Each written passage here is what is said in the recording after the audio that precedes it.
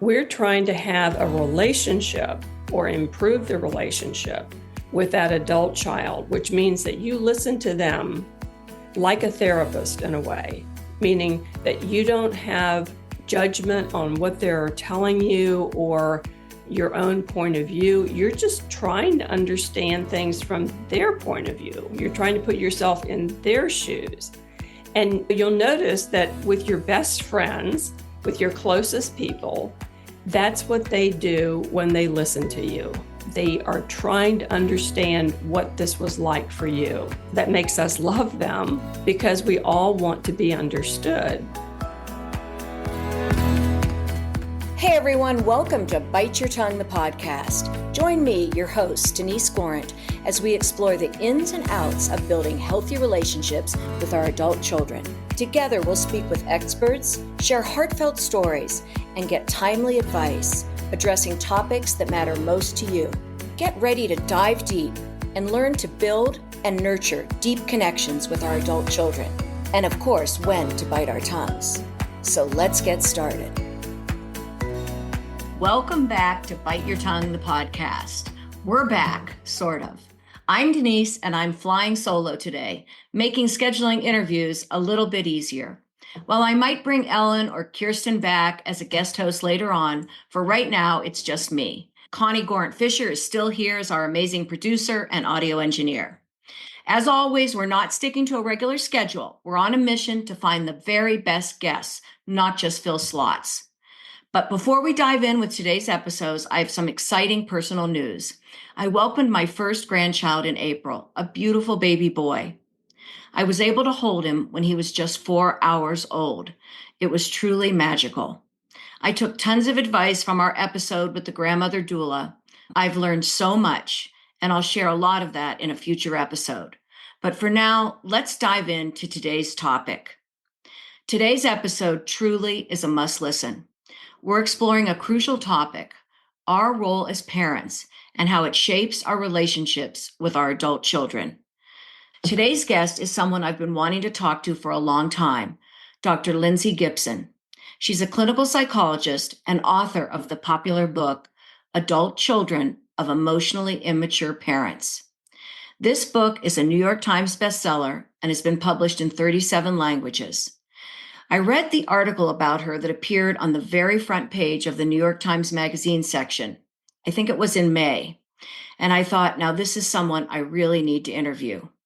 How even the most well-meaning parents can sometimes fall into emotionally immature parents, and what we can do to grow beyond them and show up differently for our adult kids. This episode is about self-awareness, growth, and maybe a few light bulb moments. So grab your coffee, maybe a journal to take notes, and let's dive in. Welcome, Dr. Gibson. For listeners who might not be familiar with your work, can you explain a little bit about what you mean by emotionally immature parents? What are some of the key traits? And I'd love you to give us some examples. Well, emotional maturity, I like to think of that as being on a continuum, much as we think of someone's intellectual development or their social development. We start out at a very early age one way, and hopefully we develop along and become more mature as we get older. But that continuum of development is it has a movable marker depending on how good we're feeling, how resourced we are. For instance, if you are sick or fatigued or stressed, your level of emotional maturity is going to slide toward the more emotionally immature level. Okay, it's true for anybody. I don't care how emotionally mature you are. So I'm careful in my books to talk about relatively emotionally mature people, sufficiently, adequately emotionally mature, because there's no pinnacle that somebody reaches and then hangs out there for the rest of their life. We're always, whoever you are, we're always struggling to maintain our relationships and our state of being in as mature a level as we can muster. But for sure, all of us are going to act in ways that we regret and ways that we look back on with shame or, just wishing that we had it more together. So when we think about emotional immaturity in the sense that I write about, and you have to keep in mind too, Denise, that I'm writing as a therapist who is seeing people that are coming to me who in this case, given our topic, probably would be the adult children Right. Of those parents that are coming in. Once in a blue moon, I might have a parent contact me about getting help for their end of things. But mostly I'm hearing the experience of the person who's had difficulty with the emotionally immature parent. So here's a difficulty that they tend to have. One is that they feel invalidated, and two, they feel controlled or diminished or dismissed. They feel that they have not been able to be their full, true selves in their relationship with their parent, that the love and acceptance that they got was quite conditional. Mm-hmm. And I don't mean conditional like you have to get all A's. I mean conditional also on the basis of how that parent was feeling that day. Was the parent able to be present enough with that child that day because of their own issues, their own problems? So there's a sense for these adult children that they have had to hide their true feelings and their true thoughts for fear of upsetting or angering their parent. The idea is that when you are relatively emotionally immature, you probably have had trouble learning how to manage, recognize your feelings, your emotions. So you tend to get reactive instead of pausing to respond to what your child is doing or saying. And you also have trouble with stress. Stress tends to disorganize a person who is more along the lines of the emotionally immature. It's just something that's very hard for them. And of course, how do we all act when we're stressed? We act in ways that we're sorry for later. Okay. Would you add anxiety to stress when you're anxious and stressed? Yeah. When you get stressed, you get anxious. You're anxious. And then depending on, this is really where the maturity comes in.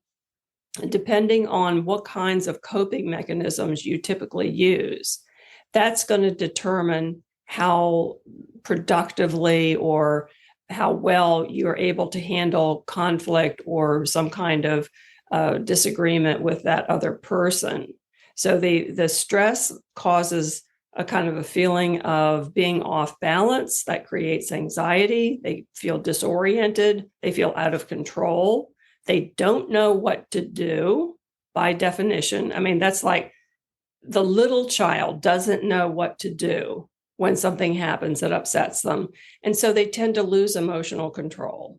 A very young solution to that is to blame the other person and to get very reactive. And it gets into that, well, you did this, or I only did that because. I get very defensive.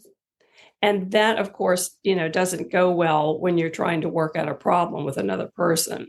So we get that kind of reactivity, and the anxiety and the stress that people feel when they have some level of emotional immaturity is so all-consuming that they end up acting in a very egocentric way. That is, they just can't get their mind off of how things affected them. They're taken over by their emotional response to situations. They might prefer that they didn't, but maybe they never learned, or maybe they never had the opportunity to have somebody calm them down and teach them how to get a handle on their reactions so that they don't say or do something that alienates someone. You can imagine what that does to your empathy for the person that you're in the relationship with. It makes it very hard to have empathy for them because you get very fixated on your own reactivity, your own anxiety, your fears, your sense of feeling lost or feeling out of control. And that makes it really hard for you to pay attention to what the other person's feeling. Oh, all of that makes so much sense. So put yourself in the place of an adult parent now who, and as you've said in many of your other interviews, every parent is flawed. We've all said and done things that we know we shouldn't have said and done. Now you're in a situation where your adult child is saying something to you, and the story that they're telling you goes completely against what you saw happen. You don't want to be that, well, I said this and you said that. What is the best way to respond? Because part of you wants to say, but you told me to do that. And they're saying, why did you do that? How do you respond more maturely when a conversation like that occurs? Yeah. Well, of course, it's very threatening, emotionally threatening when somebody that is the world to you, I mean, your own child, that you so badly want a good relationship with, when they're telling you something that you did wrong and you remember that you did not do that, or you did the opposite of that, or whatever it is. Or you thought you did. You tried your very best. Right. Thought you did. Yeah. Your intention was good. Right. So we all tend to interpret our own behavior according to what our intention was, not its effect on the other person. So we think that if we explain our intention, the other person will go, oh, of course. Now I understand. Sorry, Mom, didn't mean to bring that up. I guess I'm wrong. But that doesn't work, because it's not about what you intended. It's about what the effect was. Mm-hmm. So the first thing I would recommend to somebody is keep your own history straight in your mind. Write it down in your journal after you get off the call or you have the conversation, to write down your account of what happened and what your motivation was, so that you take care of that part of you that's saying, yes, but I was intending to do this other thing. I really am a good person. I didn't mean to. Save it for your journal. Need that self-validation. But when you try to get them to see what your intention was, you're now expecting them to switch horses and have empathy for you, right? Like you're saying, put yourself in my shoes. This is what I intended to happen. So it's for the time being, if you want to try to work something out with your adult child, lay aside what your intention was and lay aside the unfairness of being accused of something that you don't think you did, because we got bigger fish to fry. That situation where you have a different memory of an interchange is so important to validate it for yourself. Cannot wait to write this down, because I remember what really happened. But this is not a court of law. We do not have a stenographer who is taking down the facts. The facts do not matter. What matters is the feeling that is going on between the two of you. And if your adult child is trying to tell you something that bothered them, it works best if you lay that other courtroom stuff aside and just try to listen for their experience and let them know that you got their emotional experience and you see it from their point of view. Worry about whether it's true or not later. Yeah, all of it makes perfect sense. I think the only thing is, I think with a friend, there is a back and forth, much more so. And I wonder, what is the role of the adult child in being mature in this kind of situation, allowing the mom or the father to express their feelings? I ran into a parent the other day who listens to my podcast all the time, and she said to me, why is it always on us? Why do we have to be the ones that are always walking on eggshells or working to make this relationship strong? What role does the adult child have to take in this?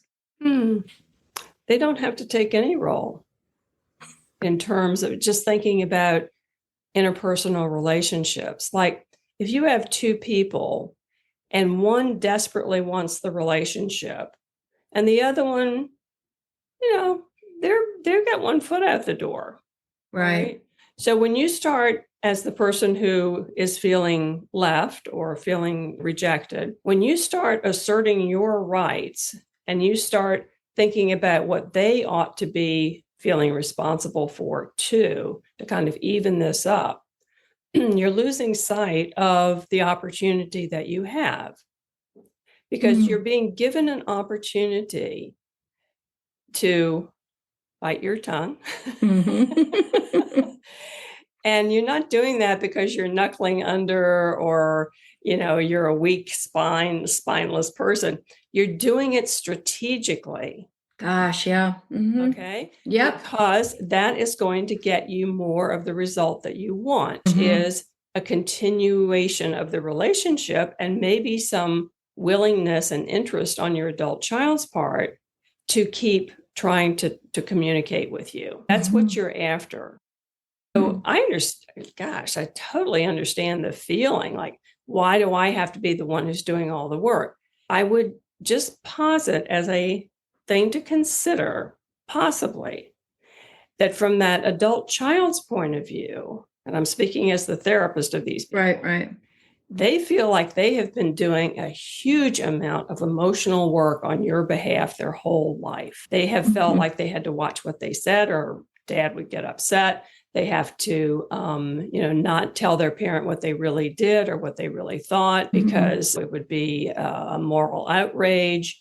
They have to do whatever their parents said, or else they would be failing a moral obligation, and therefore they would be a bad person. I mean, the parent, of course, didn't see any of this because they are the ones who are in the position of authority. For them, it's going to feel like that relationship through childhood and adolescence, well, maybe not adolescence, but for a long time, the relationship went smoothly. But they're not taking into account, they're the ones with all the power for those first 12 years or 15 18. Years. Well, 18 usually. Yeah. When you're paying for things, you have more power. That's true. When they have to live under your roof, you have a little more power. Yeah.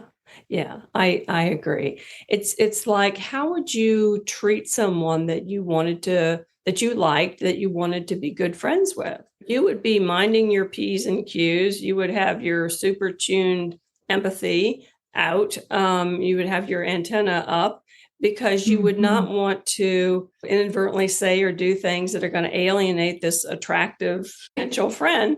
You're right. I would walk on eggshells, quote unquote, if I were trying to set up the opportunity to be better friends with this person. It's going to be pretty far down the road before I'm going to tackle any kind of conflictual stuff with that person, if ever. I'm going to be, trying to facilitate our connection. We all know how to do that. I mean, I guess some people do, and they end up not having very many friends, but most of us are very canny about what we have to do in terms of our own self-control and self-observation in order to have friends. And what we want to do with our adult children is we want to be peers with them. I mean, that's a secret. You mean I have to get dressed and put makeup on when I see my kids now? No, I'm just kidding.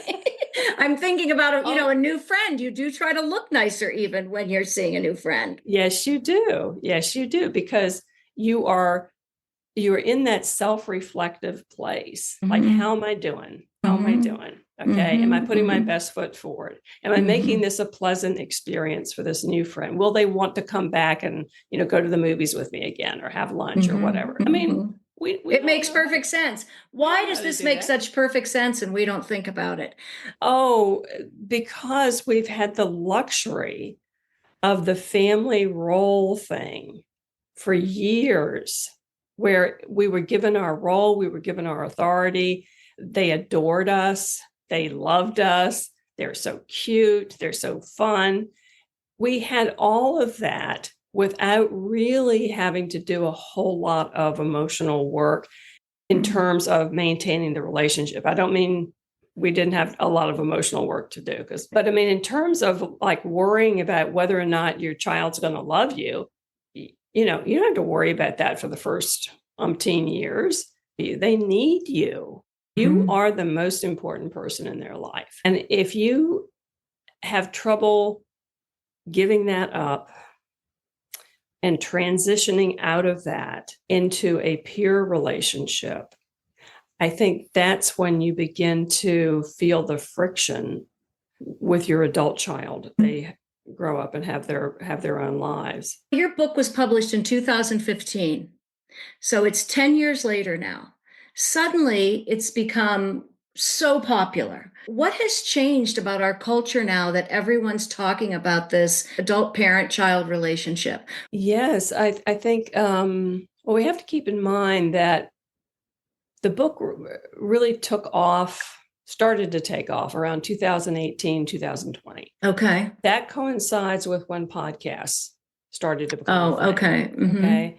We already had an explosion of self-help books. The psychoeducation of the public was well underway. Mm-hmm. Then we had podcasts on top of that.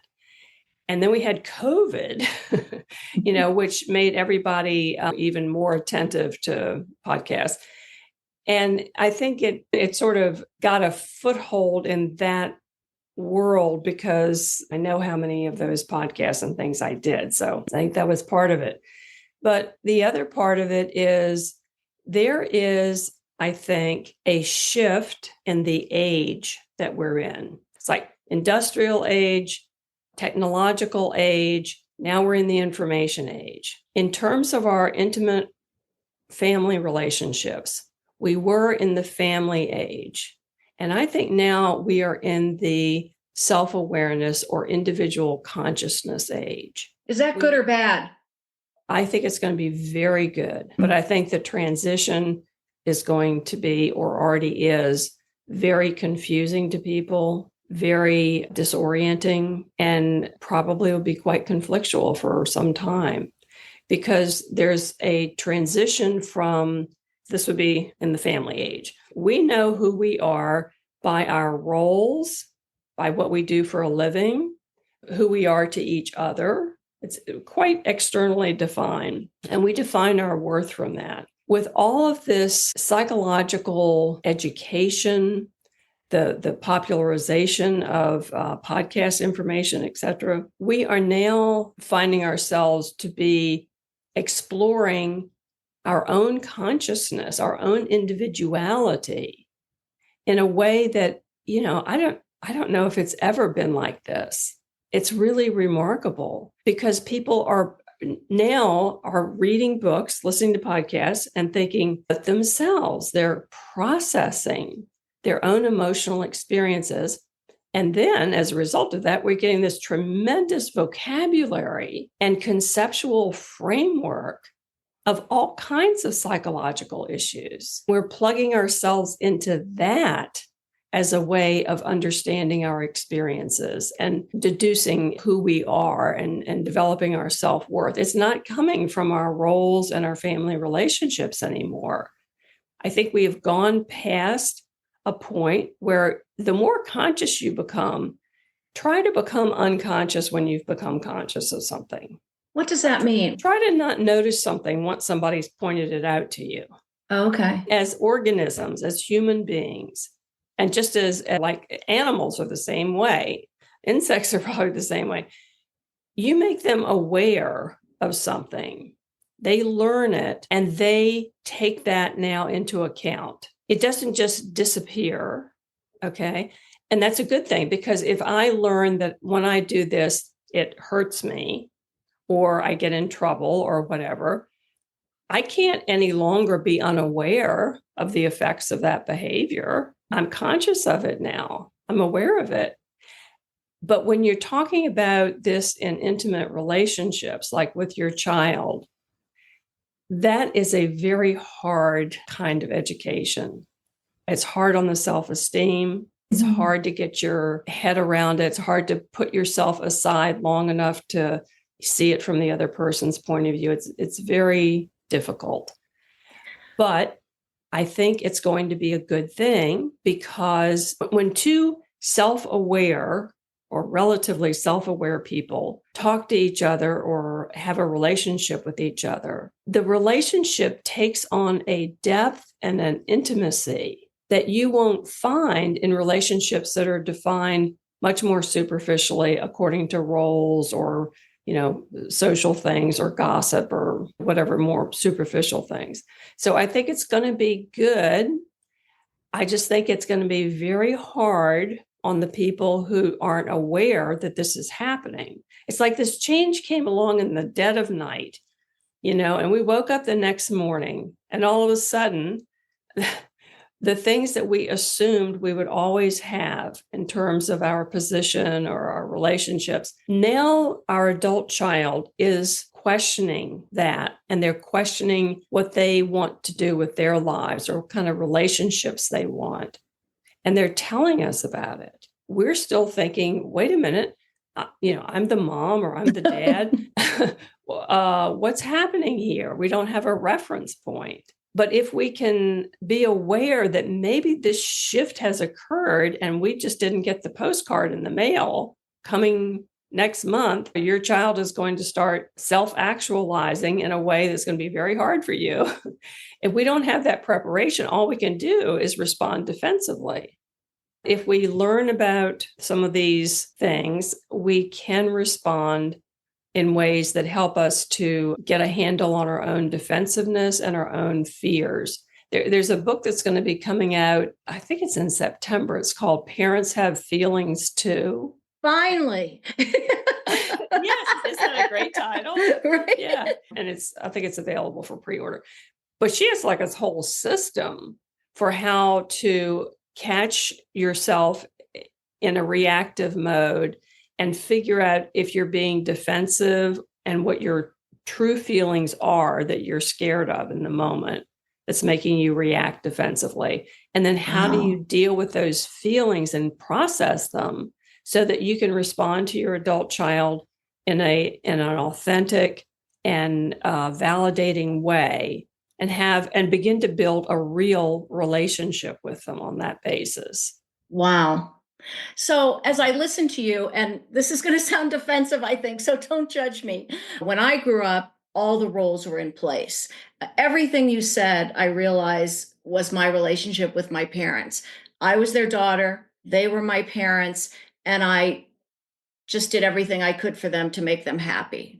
Now, I think also our generation was the first generation to acknowledge our children's feelings and emotions.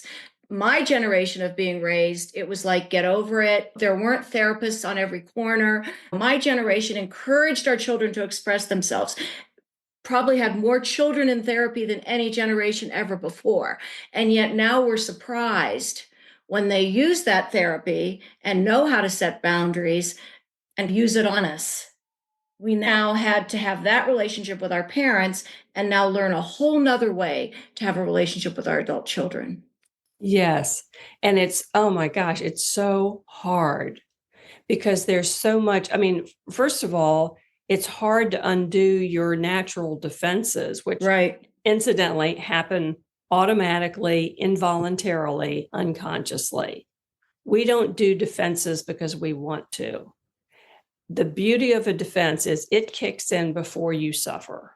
A psychological defense is no good if it waits until you're feeling shame or guilt or whatever, and then it kicks in. No, it kicks in before you feel any of that, and you find yourself becoming indignant or angry or defensive, okay? So that you don't feel those awful feelings. But in family situations like you're describing, and of course, most of us in this generation grew up like that, you don't have any idea how to process your emotions. Nobody was helping you learn to put words on it, how to express it in ways that were non-damaging.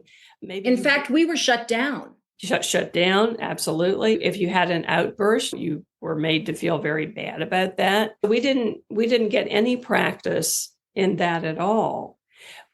But what you were saying, Denise, about, now we did all this for our kids and we listened to their feelings and now they're coming back and, we're being treated like this.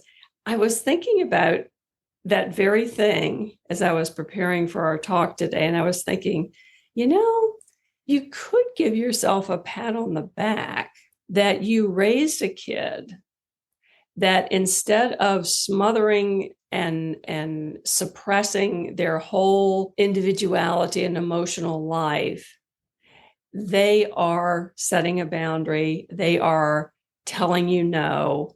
They are saying, I need a break.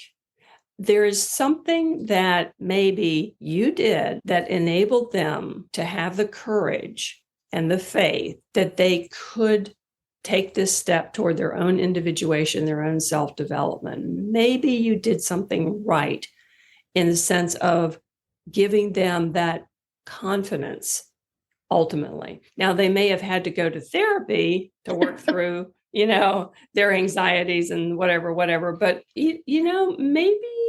maybe they had enough love to give them a sense that I can survive if mom and I are on the outs for a while. There was a great quote from George Valiant, who did the Harvard Men's Study for 50 years, a longitudinal study, and they looked at what went on in children's backgrounds of these men that were studied, and how did it end up showing up in their adult life, what really mattered to their development. This was a study with inner city youth, so a lot of them were quite disadvantaged. What they found was that the good stuff they got as children really counted more than anything that went wrong. I just love that. I love that. Because I think I think we can see the truth of that. It's funny that you say that. I'm loving this conversation, and I think you are completely brilliant, everything you're bringing to the table. Recently, I think I told you I had a new grandbaby, a new grandson, and I was spending time with my daughter. And when I got home, she sent me a text, and it was very, I don't want to say curt, but I could tell a very strict boundary was being set. And I replied saying, I'm so proud of you. You know how to set your boundaries that work for you. And she replied, I was raised by you. And she put a little heart. And I said, well, I still struggle with it. And she replied, I guess I do too. I was a little offended by this bump, but I thought, wait a minute, I wish I would have been able to do that. So I guess I replied properly, because I was like, wow, yeah, this is firm on me, but she needs to say what she needs to say. Exactly. And what you're describing is an emotionally intimate conversation where you each are sharing a little piece, it's not a diatribe by either right. way. You're sharing a little piece of something true about your emotional experience or your past. Okay. And you went to that deeper level with her and stayed there for a little while.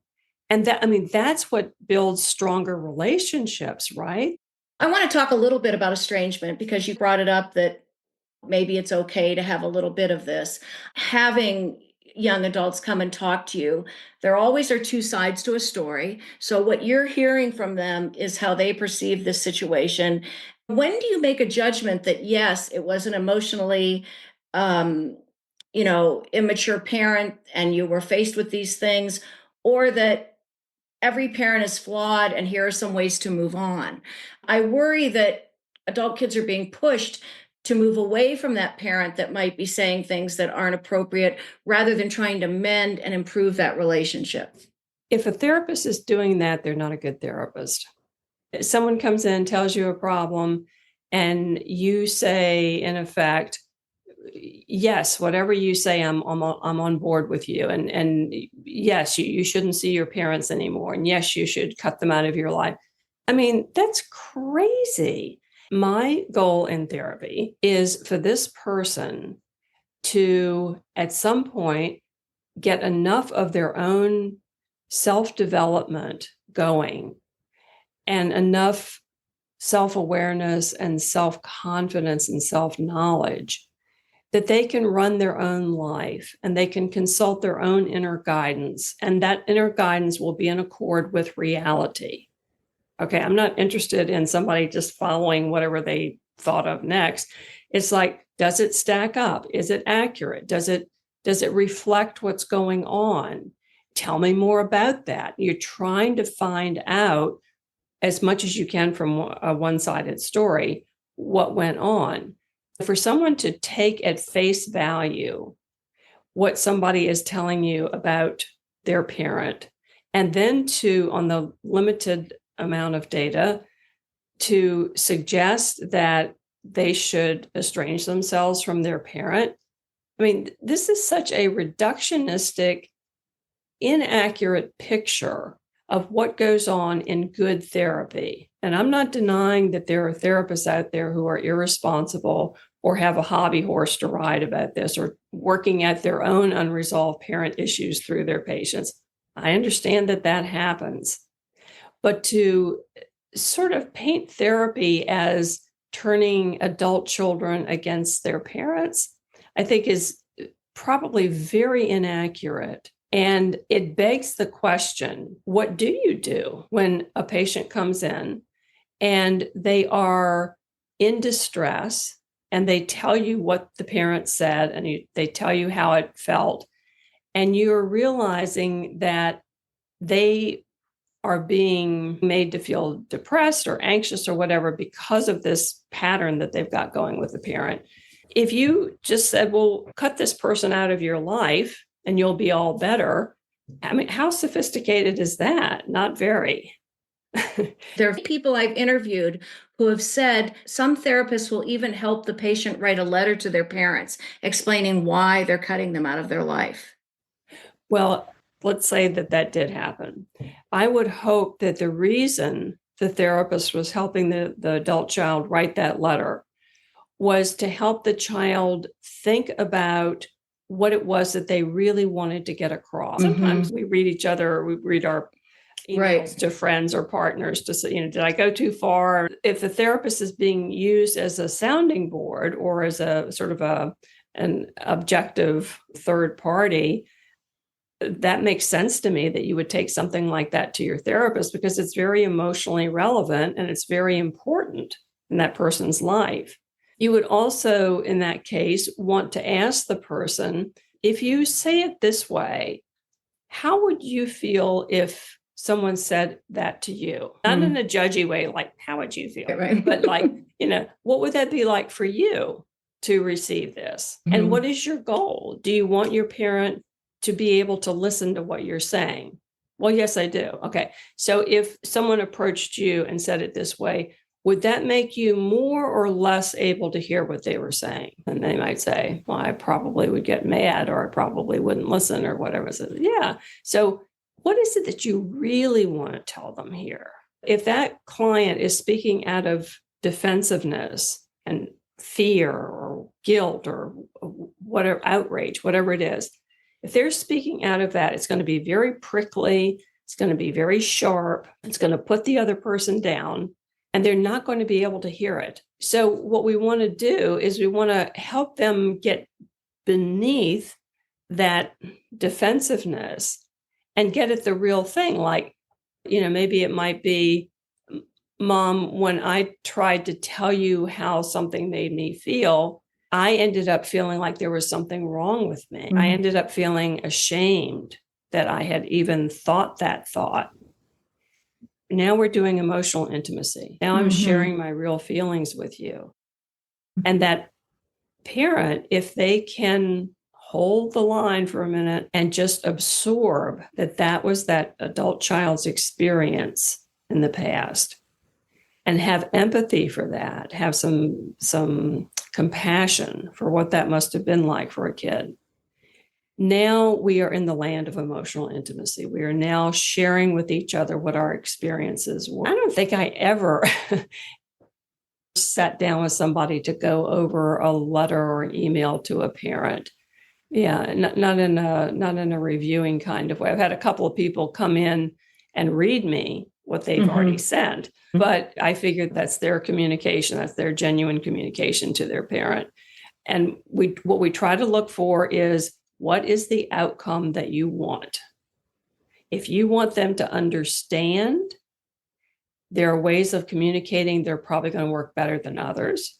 If you want to set a boundary and that's it, let's do it in a way that really says what you want to say and is going to set it up for whatever the next step is that you want.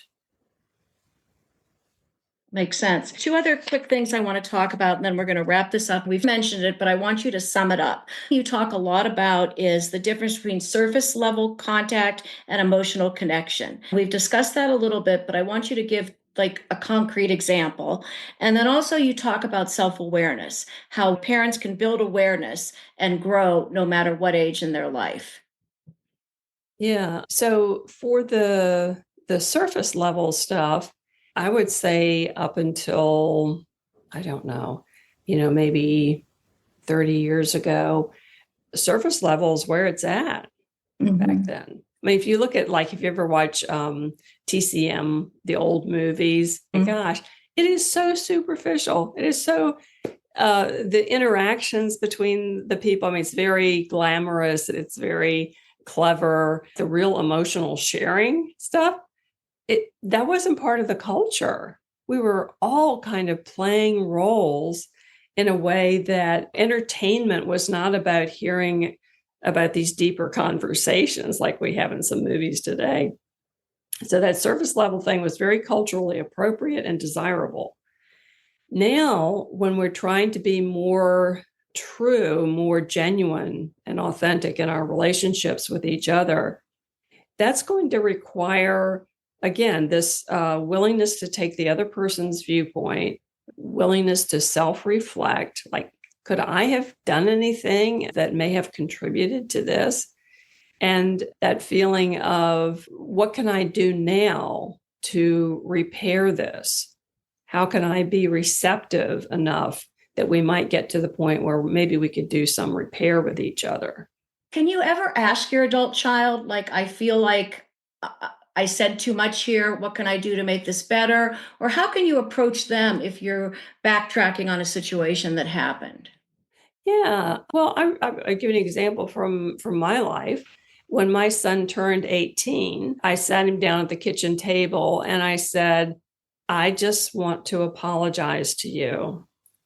I did the best I could, but I was so green, I didn't know what I was doing. In this instance, whatever it was, I said and did the wrong things. I didn't want to do that because I love you with all of my heart, but I know what I did and I'm really sorry. He said, oh, Mom, don't worry about it. I'm sure it made me stronger. And I said, no. So it always is good to acknowledge whatever it was you thought you might have messed up. Think about it. If someone came to you and said, Denise, remember that thing I said? I think I really went too far. I've always regretted that I said it to you that way. What would be the effect on you? I guess it depends on what they said. I would say, yes, it really hurt me. Then I might explain more to them why it hurt. I'm glad you figured this out. It was a very hurtful thing. I value our relationship enough that I kept going, but I appreciate you talking about it now.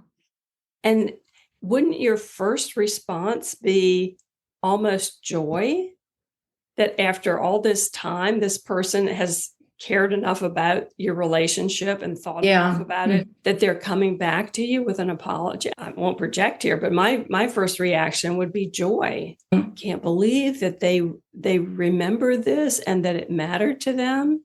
I hope my son felt a little bit of that. For me, it felt like, on the day he became an adult, he needed to hear that I didn't handle some things right. And I wanted him to know that I realized that, because I wanted us to be close. And how can you be close if you haven't, done that kind of inventory on where you may have fallen down on your side of things?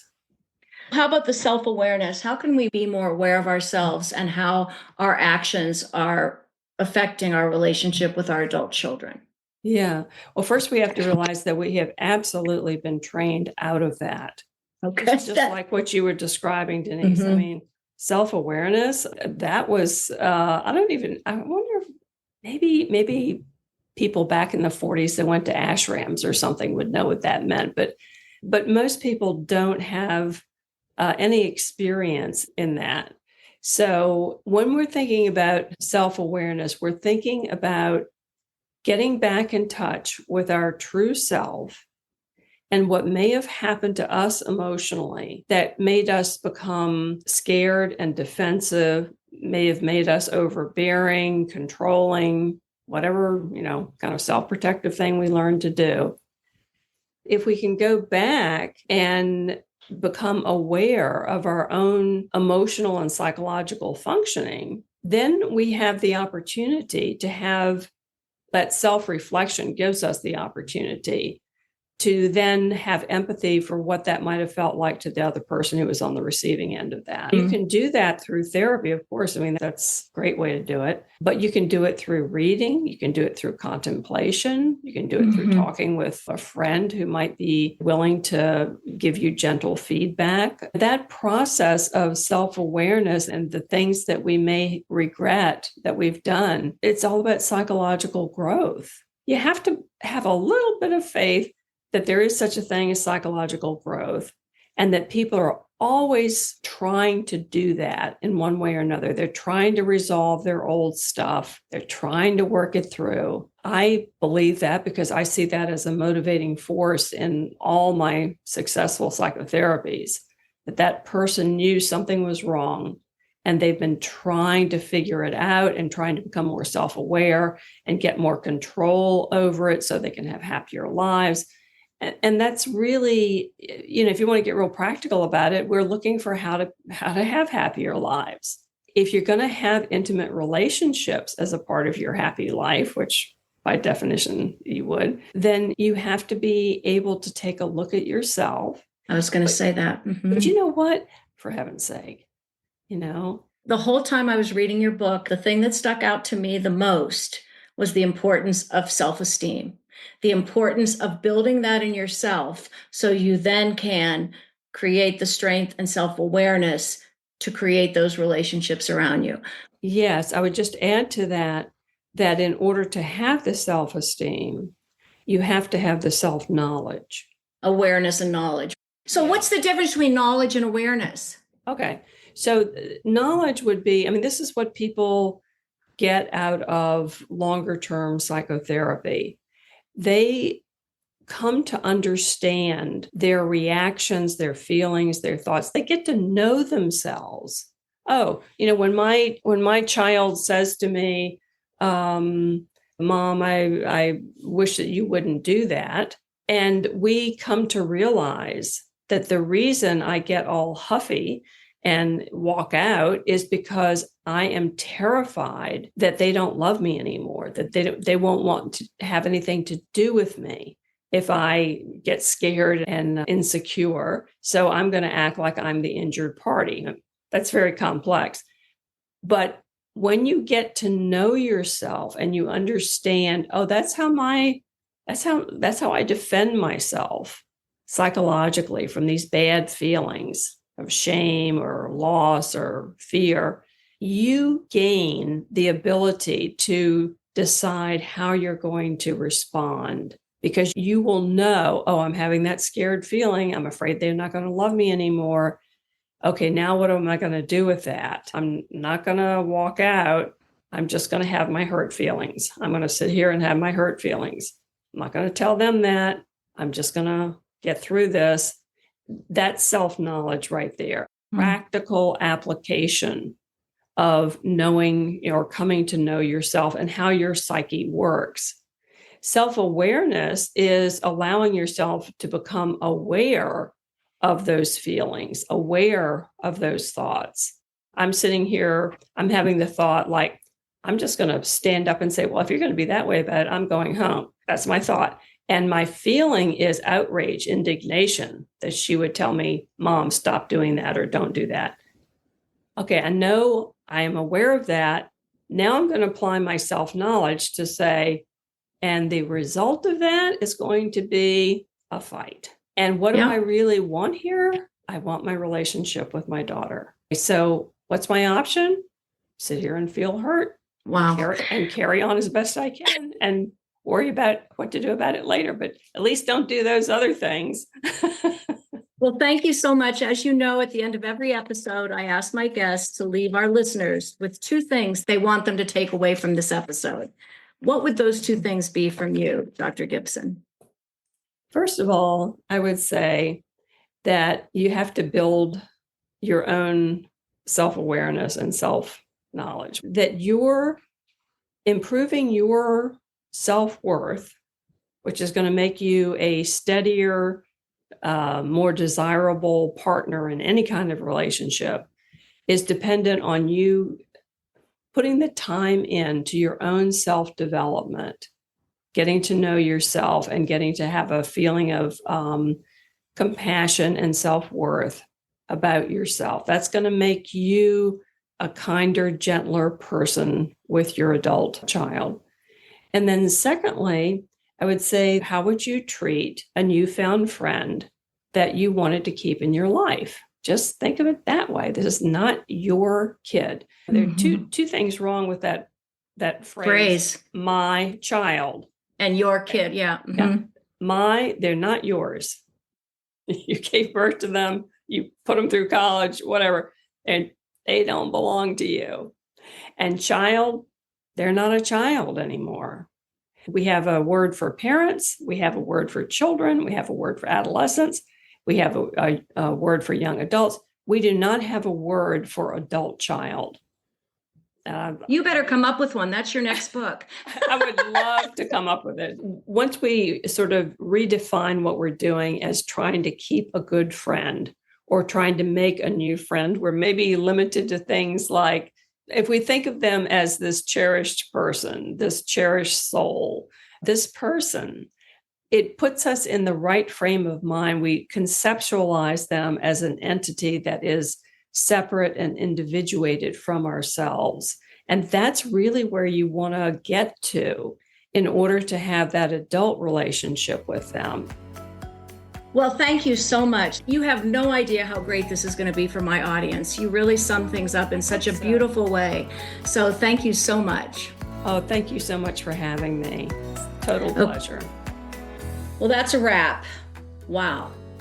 I learned so much from this episode. It's hard work, but I think she makes a lot of sense. Our kids don't belong to us, and they're establishing themselves as separate beings, separate families, and learning how to nurture those relationships and not take things so personally and work on our self-awareness and self-knowledge seems to be the key. We have another episode we're going to be recording very shortly, and it's with another person I'm very excited about. I read an article in the New York Times called What I Tell Mothers Who Feel Rejected by Their Adult Children. It's by Rachel Glick. It was in the Wall Street Journal. I love this article, and I'll share it when we talk to her. But I can't wait for that episode too. I hope you enjoyed it as much as I did, and I hope you'll enjoy our coming episodes.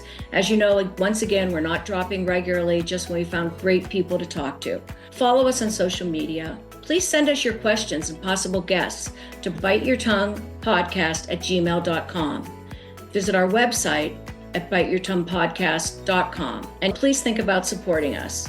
We're keeping all our episodes live. We pay for all the platforms. We pay for our recording platforms. So any little bit of money helps. If you go to our website, biteyourtonguepodcast.com, you can find the donate or sponsor us, and you can also send by Venmo.